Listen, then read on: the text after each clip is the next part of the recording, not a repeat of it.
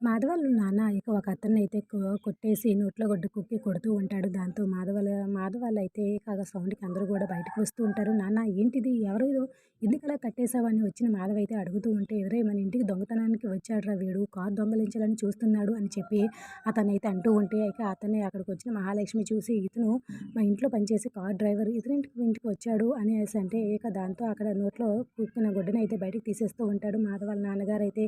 ఇక అప్పుడైతే చెప్పడం మొదలుపెడతాడు తను ఎందుకు వచ్చాడో. దాంతో అమ్మ అయ్యగారు కారు తీసుకుని రమ్మన్నారమ్మా అని చెప్పి అతను బాధపడుతూ చెప్తూ ఉంటాడు. దాంతో ఇదిగో మీ కారు తాళాలు మాకేమీ బయట వాళ్ళ సొమ్ము మాకు తినే అవసరం లేదు.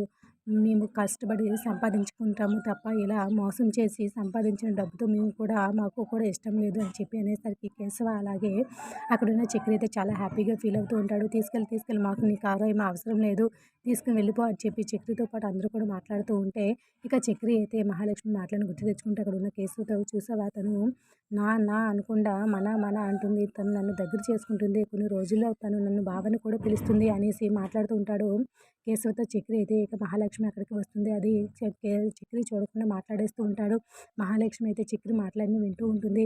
కొన్ని రోజులు పోయిన తర్వాత మహాలక్ష్మికి నా మీద ఇష్టం కూడా ఏర్పడుతుంది. నన్ను భర్తగా అంగీకరిస్తుంది. నన్ను బావని కూడా పిలుస్తుంది. చూస్తూ ఉండరా అనేసరికి కేశవతి నోరు తెచ్చుకొని చూస్తూ ఉంటే ఇక మాధవ అలా మాట్లాడుతూ పక్కకు తిరిగేసరికి చక్రికి అయితే అక్కడున్న మహాలక్ష్మి కనిపిస్తూ ఉంటుంది. చాలా కోపంగా తన వైపే చూస్తూ ఉండడం చూసి అయ్యో! మా మాటలు వినేసిందా ఏంటి ఇంత కోపంగా ఉంది అని అనుకుంటూ ఉంటాడు.